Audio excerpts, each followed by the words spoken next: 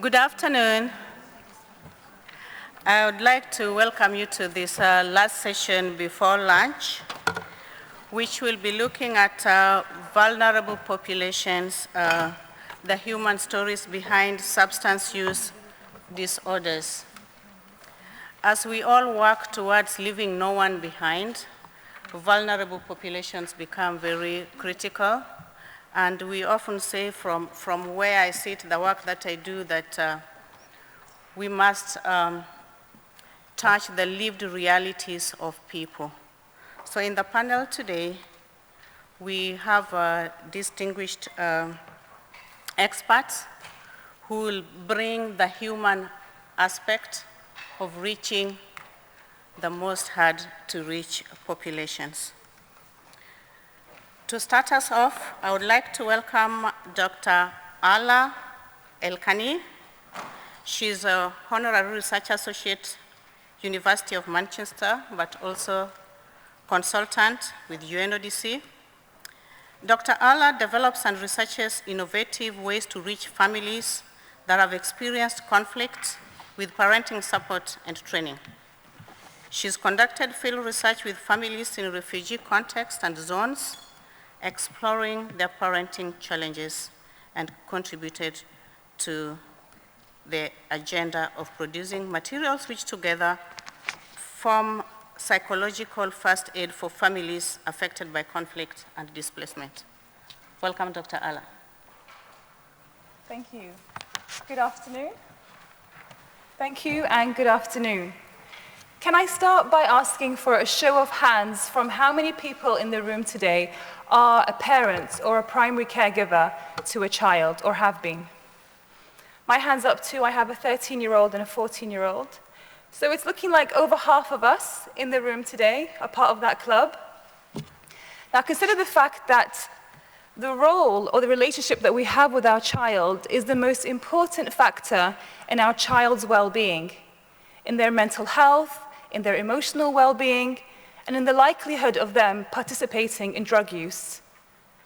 Family is a key institution in prevention, and strong evidence shows us that when family skills are promoted, children are less likely to take part in risky behaviors such as drugs misuse.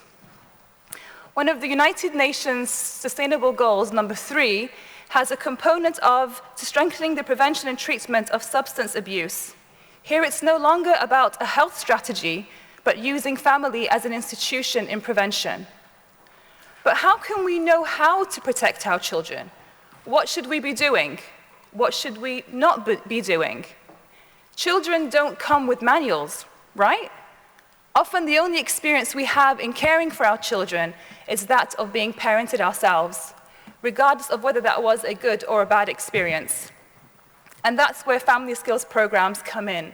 They're there to support key caregiver support characteristics like communication, trust, problem solving, and conflict resolution.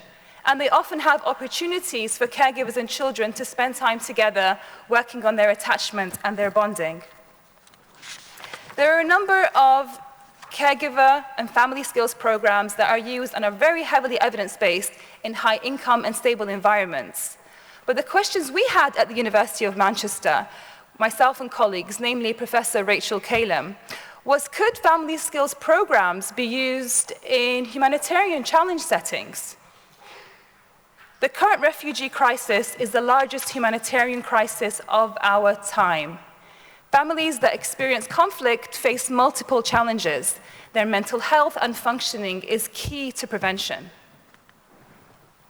An estimated 1.5 billion people in the world are currently experiencing conflict. The quality of care that children receive in their families can be a more significant indicator of their well-being and in their decision-making when it comes to navigating drugs than from the actual experiences of war that they are exposed to. Children can be protected by warm, secure parenting, yet caregivers in the cycle of care are often completely ignored. We conducted research in refugee camps in Syria and in Turkey, where I essentially would sit with caregivers and ask them what they were struggling with. what they were struggling with in caring for their children and how they were coping. What we found was that caregivers were greatly struggling. Their children were changing in their emotions and their behaviors, bedwetting, thumb-sucking, become terrified of loud noises and bright lights, becoming involved in activities and people that were very worrying to their caregivers, and caregivers had no idea how to deal with this. Caregivers were dealing with their own challenges. They were making significant attempts at trying to find support in how to caregive their child in these circumstances, yet there was none available. When we consider the huge number of caregivers in conflict situations and the key effect that good parenting has, this is hugely worrying.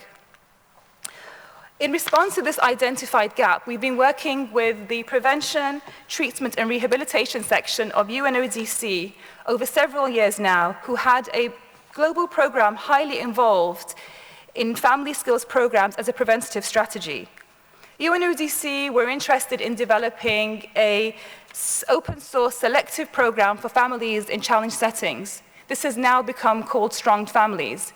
We began together merging our efforts with our similar objectives to find a way of developing and implementing open access family skills resources for families in humanitarian settings. We have developed and work around this model of family multi-level parenting and caregiver support delivery for families. At every stage of this model, families can access a different kind of resource depending on how much need there is in the area and how much resources that they have available too. I'm going to take you through each level very briefly to describe and let you know what's available for yourselves and for the communities you're working in. The bottom level in yellow is our efforts at developing a parenting information leaflet for families living inside Syria. A very basic information leaflet that had information on what caregivers could do to support their children, what they might be experiencing, information such as providing warmth and security, trying to maintain play, communicating with children more, trying to maintain some kind of routine. We distributed 3,000 of these essential parenting leaflets inside bread wrappers via an NGO delivery. NGOs were delivering bread anyway in this conflict zone inside Syria, and we piggybacked onto this distribution method. We also inserted inside these bread wrappers a questionnaire, because we're researchers, and a pen. We distributed 3,000 in just 2 days, and we were overjoyed to have a response rate of almost 60%. I don't know how many researchers we have in the room, but 60% response rate is remarkable, let alone in a conflict zone inside Syria, really highlighting how important these kinds of messages were to families. Over 80% of the families who were internally displaced rated the overall usefulness of the leaflet as quite a lot or a great deal. These leaflets have been now translated into many languages and are being used globally in many different humanitarian contexts. And we also have an adapted version for the European refugee crisis too. The next level up in our model in green takes us to areas that are slightly more stable. And here we've developed an intervention called Caring for Children Through Conflict and Displacement. It's a two-part intervention where caregivers can take part in a 2-hour seminar and also receive a booklet too that has key messages on self-regulation, child well-being, caregiver support that really promotes good family characteristics. We piloted this in Palestine last year with 119 families in the West Bank, and we received some really good results. Both families who took part in the intervention and in the waitlist group, who only completed questionnaires at the start on child behavior and family adjustment, we found a trend in reduction, and more so for the group that had taken part in the intervention. The fact that even families who didn't take part, just completed the questionnaires, also reduced, really shows how important these kinds of messages are in a context where this topic is not discussed. The next level up in our model in yellow or orange is the Strong Families program, a UNODC developed program which is selective for families in challenge settings and is 3 sessions, so a multi-session. Here, children and caregivers take part in 3 sessions over 3 weeks. My colleague, Dr. Wadi Malouf, will discuss this tomorrow in more detail with you. But just briefly, this program, we have piloted it in the last year in over 7 countries. By the end of the year, it will be 10. From them, Afghanistan, Uzbekistan, Senegal, Cote d'Ivoire, Afghan refugees in Serbia, and the Dominican Republic. And the results that we have been receiving are really, really encouraging. In all these contexts, families and children complete measures before taking part in the intervention and after as well, child behavior measures and family adjustment and functioning. I'm going to just share a few of the results. Here, for example, we have the results of 2 of our studies. One study was with 72 Afghan families in 3 towns in Afghanistan, and the other study was with 25 Afghan families residing in 3 reception centers in Serbia. And caregivers completed in this one here the strength and difficulty questionnaire, which measures conduct disorders, hyperactivity, peer problems, and emotional problems, before the intervention and 6 weeks after. And as you can see in the beginning, the children were on average in the high condition, where the dark orange, and by the end of the study, the children were on average all in the green. What's really encouraging about this is that the results got better over time as well. It's no kind of surprise then how the caregiver family adjustment, confidence, and functioning ratings were also much higher as well. This here shows the children in both studies who were in the beginning in the very high category, so the really dark orange and red, showing them all towards the end of the study, all in the average range as well. These are not just numbers. These are children who now have a better chance at a better future. These are children who have better outcomes as well. Finally, the top level of our model in pink is the dark reality that many children in humanitarian contexts will need more trauma-related support for the challenges that they're going through as well. We have worked with the Children and War Foundation on their excellent evidence-based program called Teaching Recovery Techniques. This program is originally a 5-session program directed at children with 2 light caregiver sessions. What we've done is add a whole new stream of parenting sessions to this program, and have developed the new program, which now has 5 child sessions and 5 caregiver sessions. We piloted this program in Turkey and had very encouraging results with improvements in family functioning, child well-being. Encouraged by this, with the UNODC, we conducted last year a randomized control trial with 119 families in Lebanon. One was the families who took part in the original TRT, the Teaching Recovery Techniques program with no parent sessions. 2 was the adapted version with the parent component, and 3 was the wait list. What we found was significant effects on all conditions, and more so in the one where families had the parent component as well. You can see here the CRIES measure, which measures child stress post-trauma. It has an intrusion component, an avoidance, and an arousal, and this is for the intrusion one. The TRT, the original one is the blue line, the parenting component version is the orange line, and the gray line is the wait list. We found a similar trend in all the caregiver and child measures that we used, both when child reported on the left and when parent reported on the right. We are delighted now that the Children in War Foundation are working with us to really establish this as their essential program and make parenting a component in their child trauma recovery program. Finally, parenting is prevention. When we introduce these tools to families, we are seeing significant changes in families, in children's well-being, in family adjustment and functioning. And these are key to supporting children in reducing the effects of them becoming involved in drug use and other risky behaviors. Family support must be promoted as a primary need in this context, not as a secondary need that it now stands at. So whatever your role is, whether you're a policymaker, a funder, a researcher, or you're working on the ground with families, I urge you to put family skills programs on your agenda so that we can together encourage children and give them a better future, them and their families. Thank you.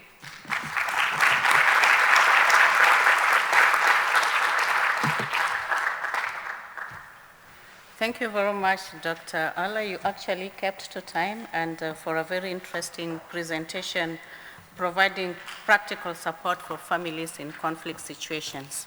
Now, we'll transition to the second presentation, which will actually be done by two.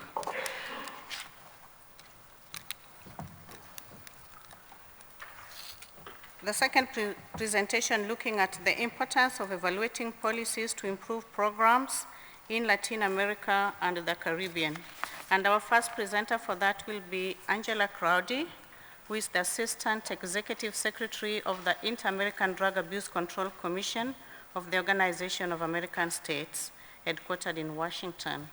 She has over 30 years' experience in international affairs, working on regional, multilateral, and national issues, including security, migration, and development. Welcome. Thank you, Jean-Marie. Good afternoon. This brief two-part presentation is designed to present the importance of our evaluation mechanism, how it works, what it evaluates, and initial findings. It will also cover how important it is to CICAD programming, especially for vulnerable populations of drug dependence in demand reduction, in 7 minutes.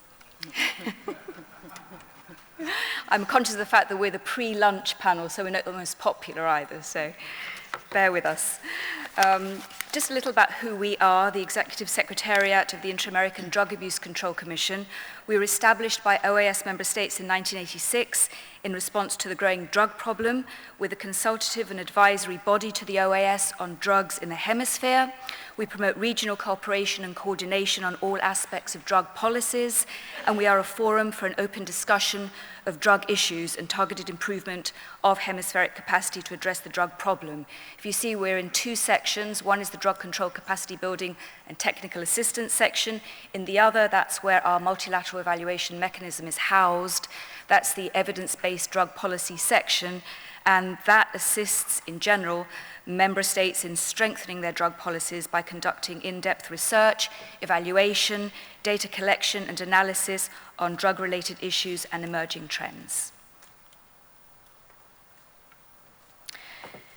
Evaluation is essential for effective policymaking.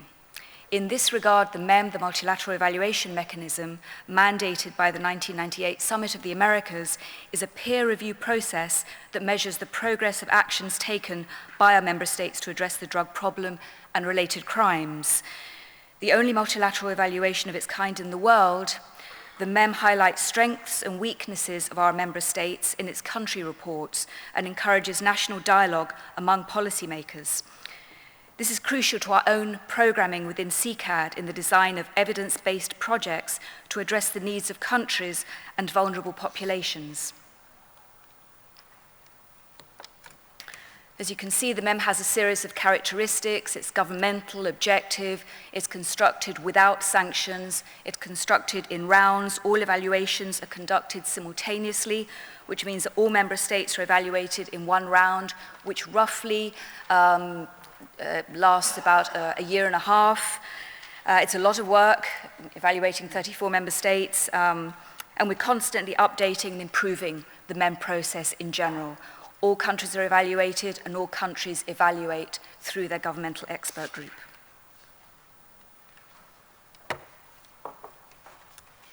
With regards to the main actors or stakeholders, the main ones are on screen. We have, first of all, the Intergovernmental Working Group, the bottom left, the IWG. That is the group that meets at the onset of each evaluation round to streamline and review the whole process, change some of the questions perhaps in the questionnaire, tighten the work plan as well. We have the national coordinating entities. They are the entities that coordinate the data gathering and all the responses, the official responses from the member states. We have the governmental expert group, which actually carries out the evaluation process. We have the CICAD Commission. That's the highest political body within CICAD. Each country has a commissioner assigned to CICAD. We have the MEM unit, which is about 6 staff in the MEM unit based in DC. They support the process. And we have the CICAD Executive Secretariat, which provides additional support and information to the MEM process in general. This is a governmental process, I think that's important to say, with all experts and participants government appointed. Each round, the MEM produces national and hemispheric evaluation reports. They come out about every 1.5 to 2 years, depending on the periodicity of each evaluation round. The reports detail the drug situation in each member state. They reflect the key areas in which member states should improve their drug efforts. They identify the areas that need assistance, which helps guide our technical assistance programming, and all the evaluations are conducted simultaneously. Over the years, the results from the national evaluation reports have shown the MEM to be a valuable resource for governments to establish, implement, or update their drug policies. We know that decision makers have also referenced the MEM reports, highlighting progress and room for improvement. The MEM has contributed to a wide range of accomplishments in countries in their national drug policies and strategies. For example, ratifying international conventions from the Inter-American System, bilateral agreements, approving and advancing national strategies, plans and policies on drugs, the establishment of national drug authorities, of observatories as well, and countries carrying out studies and surveys on national university level and school-age drug consumption. Also the implementation of certain demand reduction programming.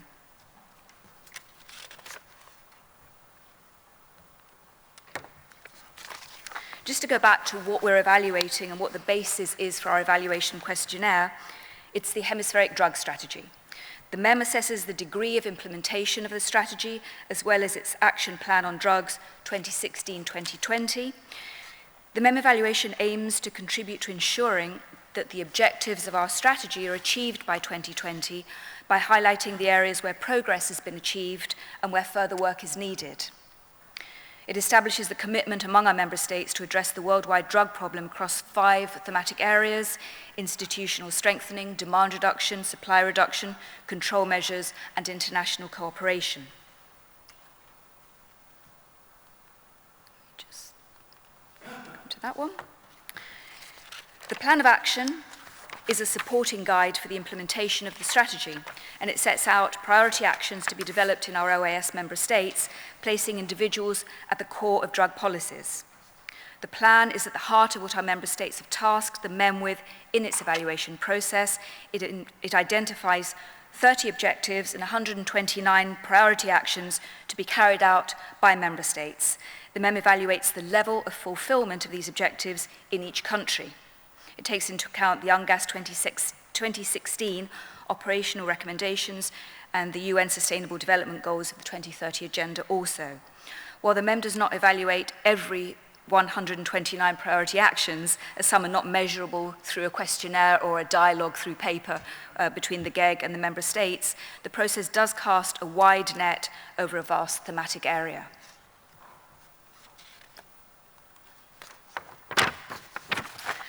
The plan of action under demand reduction has 5 general objectives as on screen. These focus on establishing demand reduction evidence-based policies with a public health approach, the establishment of an integrated system of universal, selected and indicated prevention programs, giving priority to vulnerable populations, the establishment of a national treatment, rehabilitation and social reintegration system, fostering ongoing training of human resources for those working in prevention, rehabilitation and social reintegration, and the establishment of governmental institution capacities to regulate prevention programs and treatment services. These objectives are captured in the MEM questionnaire, which is sent to all member states at the onset of every evaluation round within 4 main chapters. Demand reduction is chapter 2. Hopefully that was within the 7 minutes, and I will now pass to Jimena, who heads our demand reduction programming at the Organization of American States. Jimena will now provide information on the general evaluation findings in demand reduction and their significance to our programming. Thank you. Thank you very much. So, I will go to describe the highlights for Objective 1 of the Plan of Action on Drugs 2016-2020.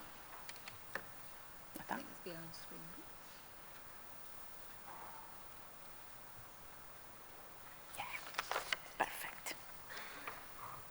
This is the Objective 1. Next. And This is the highlights. 1, drug demand reduction policies that include programs in the areas of prevention, treatment, and social integration. All member states include prevention programs in their demand reduction policies. Some of the prevention programs do not include all approaches, such as human rights, intercultural, generational, or gender. Process or intermediate outcome evaluations and impact evaluation of drug abuse prevention programs. Most member states have not conducted impact evaluations during the 7th round, 26 countries. Slightly more than half of the member states carry out process or intermediate result evaluations, 20 countries. However, there are still 13 countries that do not. About 1/3 of the countries do not carry out these types of evaluations, 12 countries. This is the objective 2, and this is the highlight. Vulnerable populations not covered by drug abuse prevention programs, as you know, universal, selective, and indicated. The vast majority of OAS member states do not have prevention programs aimed at the migrant and refugee population, LGBTA community, or indigenous people. The majority of OAS member states do not have prevention programs for children and youth street populations, gender university students, and preschool students. Next. For example, this list covered vulnerable populations. As you see, in 29 countries, there are no programs for migrants and refugees. You can see from the table, most member states do not have a program for these vulnerable populations, like street children, street youth, gender, etc. This is the objective 3, and this is the highlights. National system of comprehensive treatment and social integration programs offering all the services in the continuum of care to people with problematic drug use, guaranteeing non-discrimination. Almost all member states have this national system of programs, 29 countries. 3 countries do, and few do not cover the entire continuum of care, such as crisis intervention and social integration and services related to recovery support. Most member states have mechanisms to protect the rights of people with problematic drug use in treatment programs services. 9 countries do not. Most member states have supervisory mechanisms for establishment that offer treatment and rehabilitation services to people with problematic drug use. I will go fast. Objective 4, and this is the highlights. Ongoing training for human resources that provide services in prevention, treatment, and social integration. The vast majority of member states offer ongoing training to human resources in these three areas. Some do not offer training or is not ongoing for countries. Others participate in training at the international level, but do not offer at the national level. And 2 countries do not offer any training. Certification to human resources that provide services in the areas of prevention, treatment, and social integration. A large number of member states certify their human resources that work on prevention, treatment, and treatment services, 21 countries. 1/3 of member states do not certify personnel that work in social integration, 11 countries. A similar number do not certify in any of 3 areas, 10 countries. This is the objective 5. I will run. Supervisory mechanism to ensure compliance with quality criteria in prevention programs and in care treatment services. And the findings are More than half of member states do not have this mechanism for prevention program. Nearly half of member states do not have this mechanism for care and treatment services. A third of member states do not have these types of mechanism. Highlights of Objective 5, assessment to determine the national needs regarding care and treatment services offered. Half of member states do not conduct this assessment. Now that we have these findings, we have the following hemisphere challenges. Continue to include all approaches to drug demand reduction policies like human rights, intercultural perspective, gender, and generational gaps. Promote the impact of the program evaluations. This is important because the resources are few and therefore must be well spent. We need to implement specific prevention programs for street populations, immigrant, LGBTA community, indigenous, children, and adolescents. Improve the mechanism of supervision of treatment programs and protection of human rights. Advance in a certification on human resources that provide services in prevention, treatment, and social integrations. Reinforce governance institutional capacity to regulate and supervise prevention and treatment services. And estimate the total number of people that need treatment within the countries. Thank you very much. Thank you, Angela and Jimena. Okay. In the interest of time, I will not summarize, but transition to the presentation on gender-specific treatment approaches. And this will be presented by Professor Gabriele Fischer, Medical University of Vienna, Center for Public Health, and the Department of Psychiatry and Psychotherapy. Good. Dr. Fischer. Okay, thank you very much for the introduction, ladies and gentlemen. Thank you very much for the invitation. Yeah, I think the differences should be pretty well known by the audience. If you talk about sex and gender, very often it's either sex differences or gender differences, but in the scope of the field, we have to include the topic on sex, which includes the biological sex, which is actually very influential, whether we consider drug response, how is the medication transferred to the final aim. Our medication is transported through proteins. The proteins are influenced through hormonal, to female and male hormones, which of course differ a lot, and it's also influenced by different stages in life, not only in the women, but also in the males. If we talk about gender, we have to include the psychosocial environment. How is the person responding to to its environment and vice versa? Nature put 2010 a very interesting editorial in relation to medication, stating that medication as it's currently applied in women is less evidence-based than it's applied in males. You might be aware of, we have 100,000 patients undergoing studies with aspirin in order to look for the protection against myocardial infection. Unfortunately, not one single woman was in these studies. So this changed in the US, and this changed also in the European Union, that there are certain goals that research studies have to include, also animal studies, a certain amount of women. Substance use disorder occur frequently with psychiatric disorders. At least, but it's in some countries, in Latin America, they tend to call more dual diagnosis than they call it comorbidity. But we have to be aware that about at least 50% of the patients with substance use disorder have an underlying psychiatric disorder. Very often, this is underdiagnosed, and therefore we cannot treat it. To exclusively look at substance use disorder only in the field of addiction and separate it from psychiatry is a major mistake, as there is a considerable difference.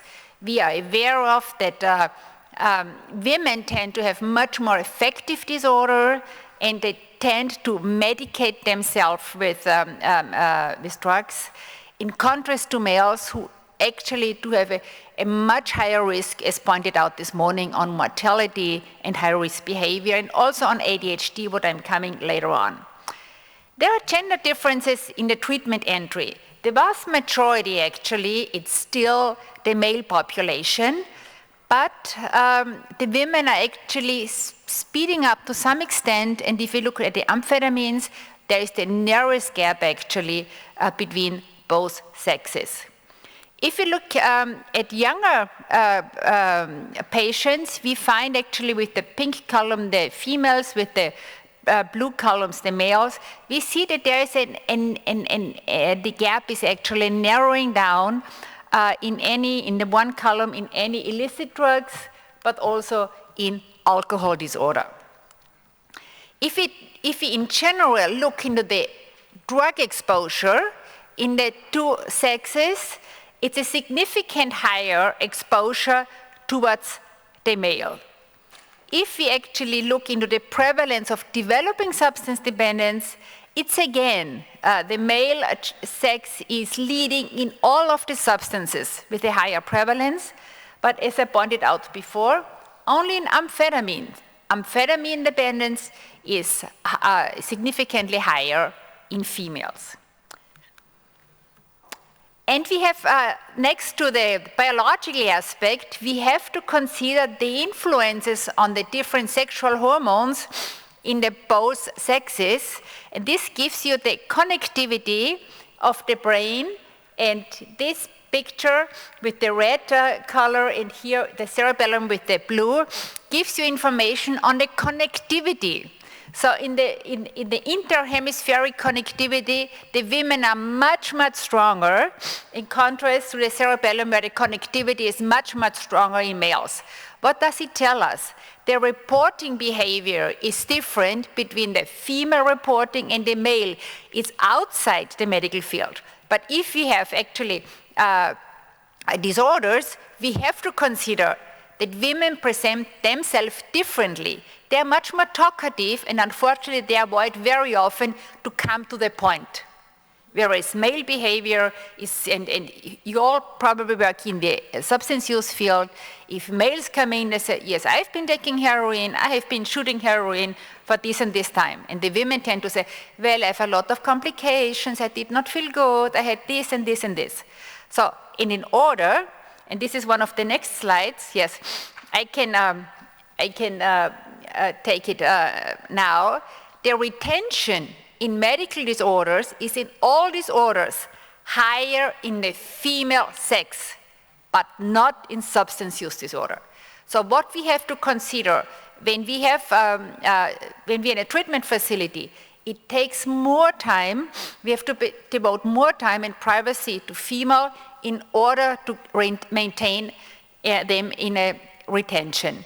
And which is actually very closely related to the stigma. The women are facing much more stigma than males. So women with substance use disorder are more likely to come from families where members are addicted, be in a relationship with substance abusing partners. Very often drug use is initiated to their partners, whereas in the male gender, drug use is very often initiated through their peer groups. The women experience a much higher loading of affective disorders, whereas male have a higher recording of criminal behavior. And what should not be underestimated, very often women make their money with prostitution. And it's not something what is in the developing world. I recently did a workshop on human rights and substance use disorder in Tehran, and there are quite some publications out there about the issue of prostitution and substance use. So this is actually a topic in a very broad scope. A special area is, of course, pregnancy. We have to consider if we treat pregnant substance-using women, we definitely need to include their partners, otherwise we are unable to stabilize them over the course. And one other issue, which is actually also very much one hand side relating to biological aspects. We do know biologically the response towards opioids is different in men and women. We do know from the pain field that women need more opioids to treat their pain as males. But there's also a lot of prejudice, and this is a study referring to peripartal anesthesia. Women in an opioid maintenance program were severely undertreated with opioids to treat their pain after cesarean section. So we have to be very careful, and we need to extend the audience, not just into the treatment stuff of substance use dependence. It needs to be broadened towards OBGYN and neonatologists. Just one information, there is a difference between, and it's related to the opioid epidemics, males tend to prefer, if they abuse prescription opioids, women tend to use fast release opioids, whereas males tend to prefer extended release versions.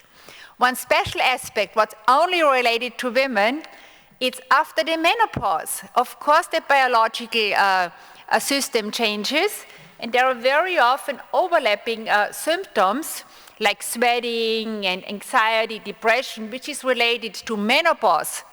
And unfortunately, very often treatment facilities are misled and thought, oh, they have concomitant consumption, they are in withdrawal. So we have to take in consideration the lifespan and the changes over the lifespan. There are a lot of barriers, actually, for women going to treatment facilities. One of the barriers is very often they are scared per se of losing custody, of being not a good enough mother, so a lot of social support needs to be provided. One of the aspects what is really much better investigated is the prison situation, and this just to give you a short background information about the severity of psychiatric disorders in males and females in a prison setting, and also comparing to health-related measurements.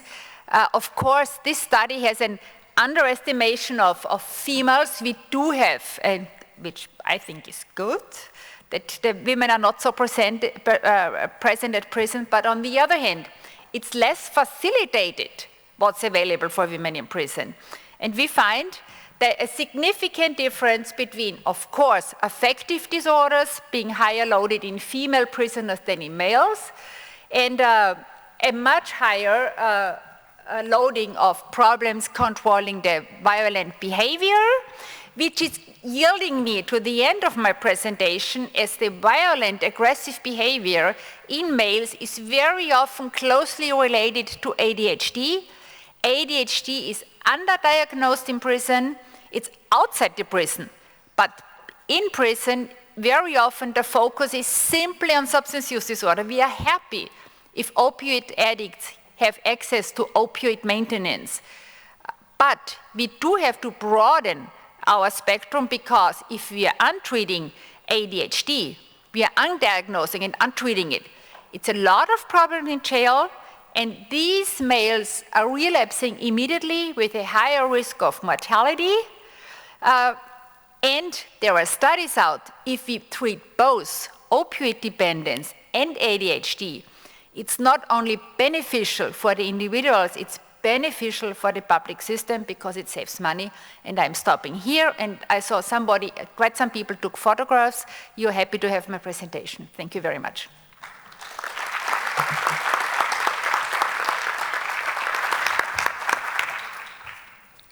Thank you very much, Professor Fischer. I'd now like to welcome Treflyn Lloyd-Roberts for a presentation on Connect, Encourage, and Equip, Supporting Faith-Based Organizations. And Treflyn has worked with faith-based recovery projects for 25 years across a variety of different contexts and countries.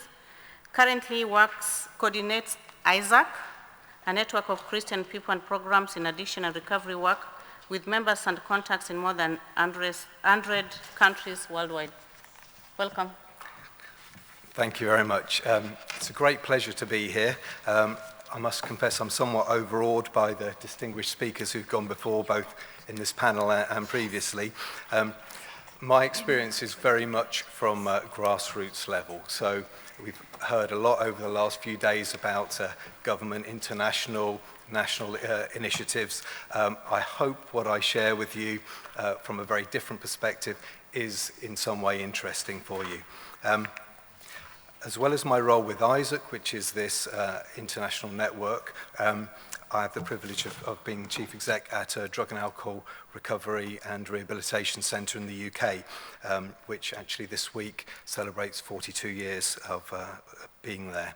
And also, I think at the beginning, I must confess that substance use issues have affected and continue to affect my family and friends. So some of what I share will be about that personal side as well. One thing at the beginning I wanted to say as well that I haven't heard much about in the last few days is that people get better. That's essentially why we are doing this work, I believe. And I could probably spend the entire time of my presentation talking about stories of people who have got better. And for me, it's been really good to go downstairs and look at the photographs after each session where we're talking about very high-level stuff, a lot of research, to connect it with the faces and the voices of people who are in recovery or moving through the substance use disorder. Let me try and get this to work. Where should I point it? Okay, so the ISSUP network that has been mentioned already, we have members and contacts in more than 100 countries, and in fact a few of them members are in this room, so it's good to see some friendly faces, and they're involved in every aspect of substance use work, from prevention through research, policy, right to the grassroots level with street agencies, drop-in centres, counsellors, etc.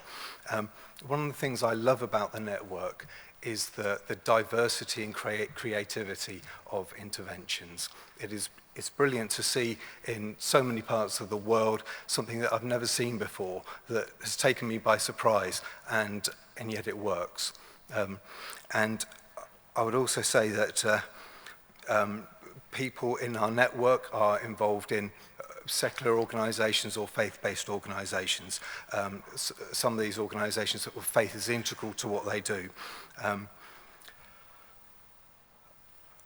think the two things I wanted to say down there, gift economy and starfish and not a spider. I don't know whether the picture does come up. So a great book written about 15 years ago, talking about different organisations, the idea of a leaderless organisation, which is effectively what a network is. If you want to chop off or kill a spider, you can chop off its head and it dies. It's a bit more difficult to chop off a starfish's head because you have to find it first, and actually the idea of distributed DNA is quite critical to a network. So we're not talking about command and control, but we're talking very much about peer-to-peer. And as a network, we are very much treatment agnostic, which might sound strange if we're talking about faith. So there are members of the network who would be very much involved in harm reduction strategies, some who would have an abstinence-based focus. There are those who look at the 12 steps models, others therapeutic communities, or an integrative approach. So I think in terms of faith, it's a motivating factor for many people around the world, and there's all the different faiths. So it's often the reason that some of these grassroots projects start. It's that very much organic, a heart response to an issue. Seeing places, say, in Russia and Ukraine, Central Asia, where it's been somebody finding recovery and wanting to help his friends or her friends. And that that heart response is how the centre that I now lead started, when two people met somebody on a train and invited him into their own home. It doesn't end there in terms of development, in terms of professionalisation, but often that's where it starts. And it doesn't mean that they can't build or should not build the evidence base for what they do. But I think it's important to know where a lot of these projects start. Okay. Faith-based projects have a long history of involvement in the sector. You look at organisations like the Salvation Army, who have been doing some of the work that they do for over 100 years. I know that there are questions that many of you might have about the effectiveness of some of these interventions, but they do have a history that you can build on and see where that goes. Not all that they've done is bad. Okay, under the radar, this is an interesting one. I've seen many projects in different parts of the world that are totally disconnected from the national system. And that's not necessarily a good thing. I think there can be suspicion on both sides. They are, however, connected. And it's interesting to see where they're connected. Often they are connected one with each other, or with a church or a denomination or another faith network. I think it's important also to acknowledge, I said that not all is bad, that not all is good. And that's one of the areas where a network like ISSUP has had an impact in challenging some of the abusive practices or the manipulation that can go on in certain projects. I just thought it might be interesting for you to hear some of the ways that we've been able to successfully engage with some of these projects. And I think a key starting point is to acknowledge faith as being important to people where it is such an important factor. And it can be a significant factor in somebody's long-term recovery. And 12-step groups are maybe an example of that with the focus on higher power. One of the sessions yesterday talked about DOP, and I think that faith leaders are key opinion leaders for many of these grassroots organisations.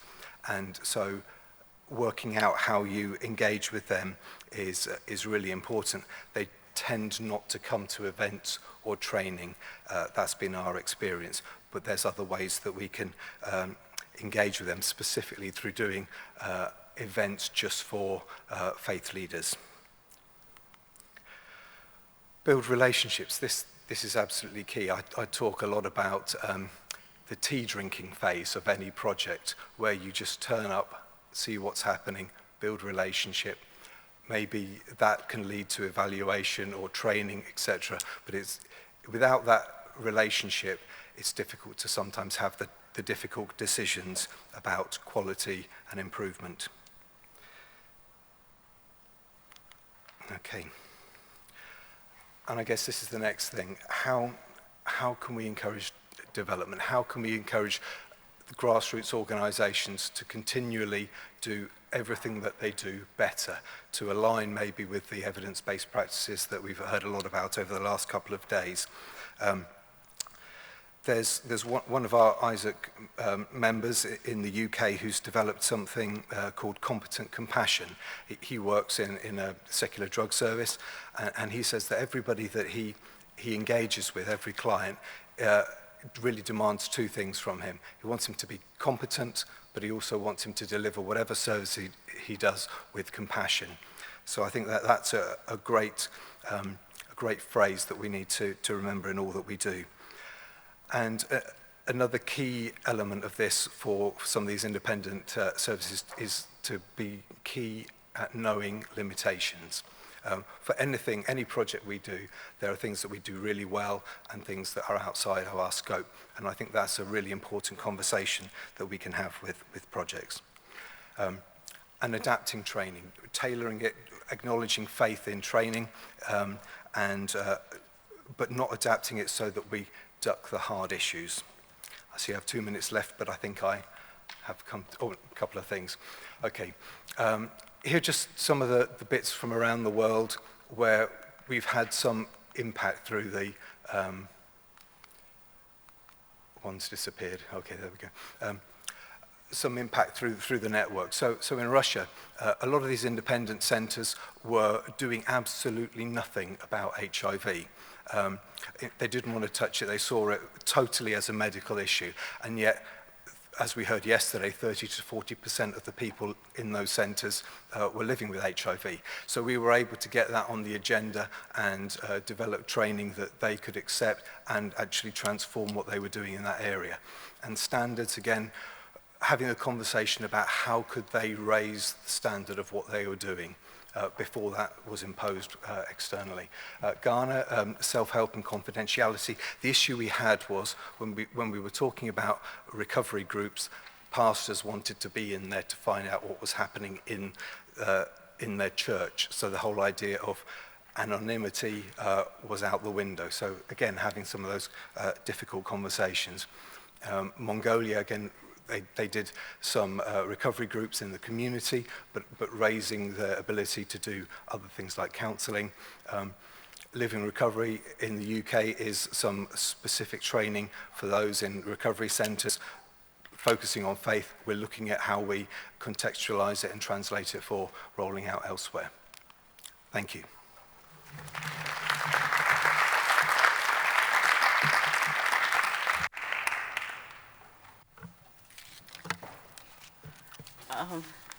My apologies for really rushing the speakers. We started a little bit late. The final speaker for this session is Nick Danziger.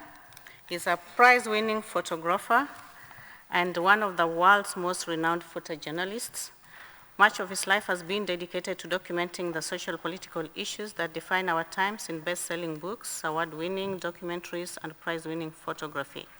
His outstanding work has received numerous awards, including an honorary fellowship from the Royal Photographic Society and the Royal Geographical Society's NES Award in recognition of raising public understanding of contemporary social, political, and environmental issues. I'll present on the human cost, stories from the Frontline. Thank you very much. That build-up.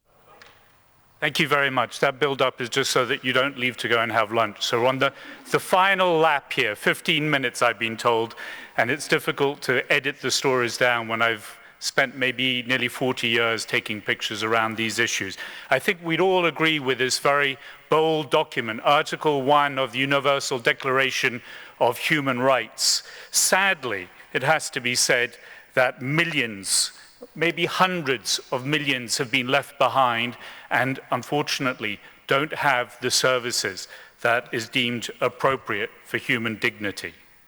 I want to start with Afghanistan because thanks to UNODC, I was back there this March. It's a country that I've been traveling to on all sides, including the Taliban, for the last 35 years.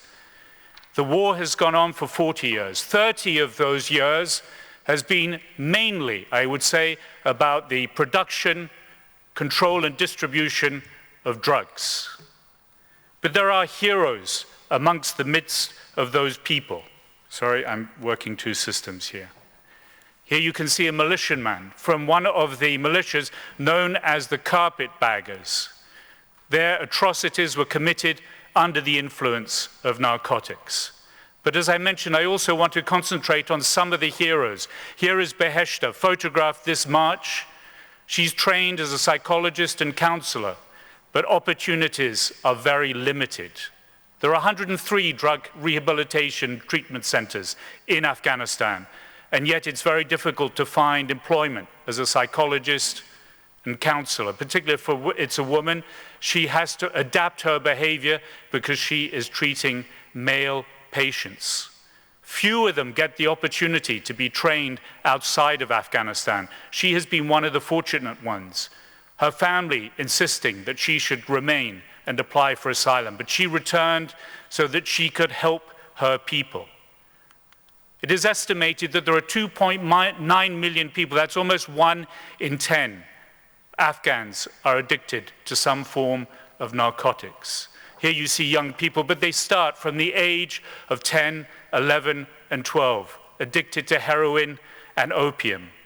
There are some 690,000 women across Afghanistan who also face this dire problem of addiction. Many of them because of the social taboos. This is Pari, who had disputes with her children, with her parents, because of her smoking habit, just tobacco, which led her to then take narcotics, and before arriving at this center, she had attempted suicide. Here you have another picture of Hanifa sitting in the middle, being counseled by Fahima. Hanifa, like many women, suffers very severe traumatic circumstances. Violence from the husband. When she leaves the home, she has to leave without her children. When she came home, she often found the pressure so great that she herself then became addicted to the substances that her husband was using. And even in the remotest corners of Afghanistan, it took 3 weeks in the year 1999 to reach this community. And the vast majority of tribal elders, all addicted to opium, and many of the women folk. And when you ask them why are they addicted, they talk about hunger, the lack of food, the freezing conditions in the winter, depression, and also when the babies cry, they don't know how to control them. And on my last trip, I was told that women who are fortunate enough to find jobs sometimes don't have home care and therefore feed opium to their children. Analgesics is often difficult to obtain in Afghanistan. It's cheaper to take a stronger form of narcotic. This particular community in the year 2000 took 10 days to reach a clinic by foot. And when we hear about the greatest humanitarian faces that we face today in the world, I would strongly say it's poverty. Here is Abbas, about to descend a mine 23 meters deep. You can see here, some of the mines are 40 meters deep. He works every day of the year. He has 2 days off a year, 363 days a year. He descends the mine to hack at the rock face to find gold, and he has never seen what gold is produced or used for. But as he explained to me, as many of the young children, aged 13, 14, 15, they take a concoction of out-of-date medications to give them the courage and the strength to decide to go down those deep and dangerous mine pits. Abbas's boss died plunging to his death down that hole 1 year before I took the picture. If you wonder where they get the medications from, we can know what very easily a pharmacy is, and very close to one, I presume. But here in this picture, that is the pharmacist selling the out-of-date medication. And we're not talking about hundreds or thousands, but 10,000s of people scrabbling for a living. We warn them of the dangers of crossing the Mediterranean, and yet they risk their lives every day of the year in these mines. Many of the mines are controlled by affiliates of many of these extremist groups. Or we could go to Southeast Asia, and you can see the conditions that people are forced to bear to earn money for their families. And here you have Kwon with his siblings and friends who've worked through the night to find items that they can recycle. Kwon, 5 years later, married and with a child, but addicted to heroin. He couldn't earn enough money either to feed his family or his habit. So he went to a neighboring country where the heroin was replaced by amphetamines. But when he finally returned home, he committed suicide, leaving a wife as a widow and a child. Here is Irene in Central Africa. She wanted to remain at school. She needed $1 for the school books. The only way she realized she could earn that was the same way that a third of her class did, which was to sell herself. The girl's so poor that they can't afford the makeup or the clothes to, as it were, make them more attractive. You can see here the woman referred to as the queen bee supplying the makeup and the clothes. 5 years later, she's HIV positive. And as in this picture, Maggie in West Africa, with not one CFA to her name. Her home is what you see in just the first part, the foreground of this picture. She will give birth within 2 weeks, she thinks.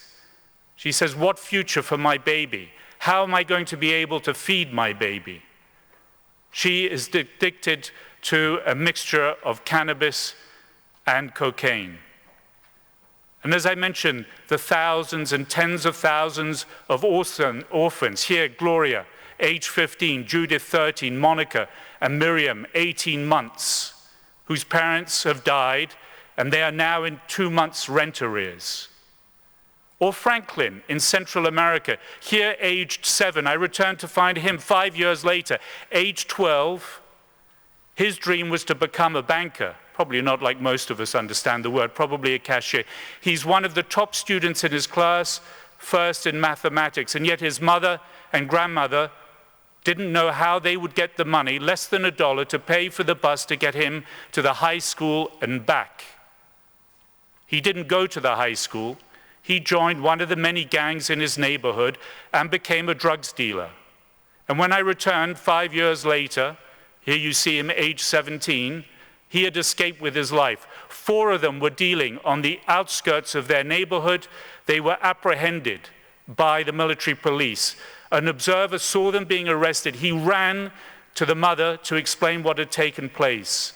Amata ran to her son's aid. By the time she got there, Franklin's head was under the boot of one of the military policemen. 2 of the 4 other children had already been executed. And they put Franklin's mother under the boot as well.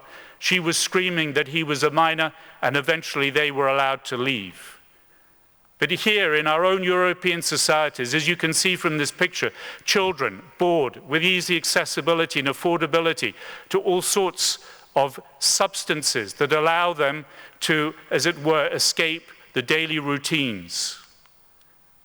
In this particular neighborhood in Europe, people are not able to leave their houses unattended for fear of what the young people will do.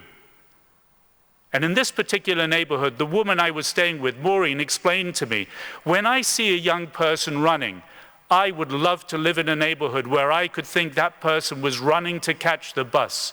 Here, when I see a young person running, I know that they have either mugged someone or they are being chased by the police. Few have any opportunities whatsoever. Leisure centers, which are plentiful in Europe, often they don't get to. In many neighborhoods that I have visited, they live 20 minutes from the coast, a bus fare, and yet they have not seen the sea or water. You might wonder whether this young man is throwing this dog. In fact, he's just had a fix of heroin. He's unable to give the dog a walk, and he's throwing a frisbee so that the dog will get some exercise. Some of the pictures may be difficult for you, but I wanted to mention how women do suffer the brunt of this really endemic situation across the world. Users are often forced to become sex workers. They are 10 times more likely to become HIV positive. And the situation is the same in prison. Here, Alicia, who is unfortunately someone who is not only recovering, but has suffered within and outside the prison system. I have visited prisons where I have seen women who have not been either convicted or even charged, forcibly held down to have their blood extracted to see whether they are HIV positive. And women are twice as likely in those circumstances to be HIV positive. And it can give you some idea of those conditions. Again, a picture of women, most of whom have not been charged or convicted. Here, when we prison people, we often also punish the whole family. This man, aged 48, Abdul Ahmed, was dealing with a tiny amount of heroin so that he could feed his own habit. But he is now in a prison under a long prison sentence, and he is the sole breadwinner for his family. And when we think about who it might be, it could be any one of us. We've heard from one of the speakers who talked about his own family. In this picture, there is a university professor and people with professional qualifications who are in one of the many hotspots in this country. You can drive through the streets and see those hotspots. There are so numerous places where they exist. But there is always hope, and I'm sure all of you are gathered here today because you believe that we are here in the possibility of changing people's futures. Here is a methadone maintenance therapy center, but under the, as it were, Damocles sword of being closed because of government policy. And yet here you can see Asselbeg and Marjan. The methadone has changed their life. For the first time in decades, they are not only able to have a semblance of a normal life, but for the first time, they are able to hold down jobs. They've been reunited with their families as these two men in their late 50s, Ahmed and Ibrahim. The methadone, again, has allowed them to think about returning to their profession as dentists. But I want to end on Natasha's story. Natasha's parents died of alcoholism when she was a girl. She was brought up by an abusive or absent brother. She suffered abuse, she had no money, and resorted to sex work. She ended up becoming HIV positive and suffered many prison sentences as a result of her personal consumption. These pictures were taken in July 2018. I returned to find her in hospital. By December of that year, she had passed away. When I heard her childhood and what she had been through, all of us may well and most likely would have taken the same path. And when I talk about poverty, there are hundreds of millions of people, as you may know many of them already today, some in your personal experiences, who have not had the opportunities of us in this room.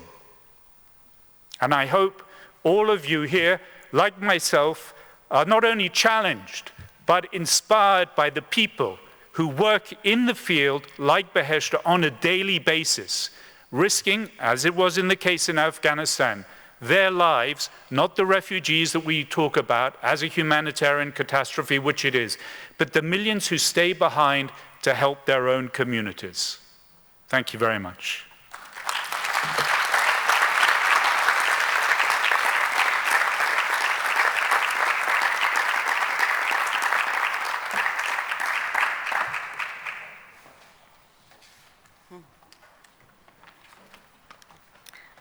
Thank you, Nick. That was a wake-up call and really heart-rending.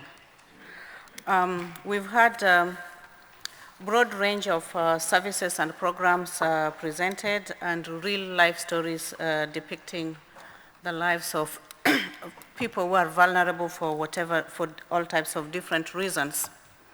As we come to the end of this session, I would like to open the floor for discussions. We have, for question and answer session, we have about 9 minutes to go, and I'm sure there are loads of interesting questions and observations to the panelists. So I open the floor.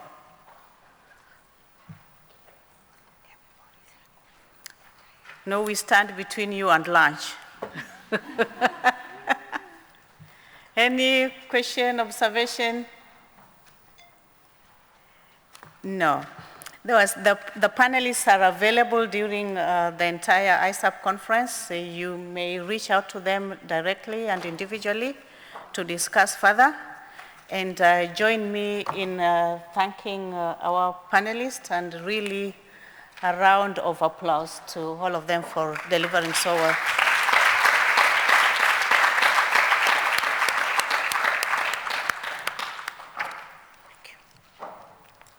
Thank you. Session is closed.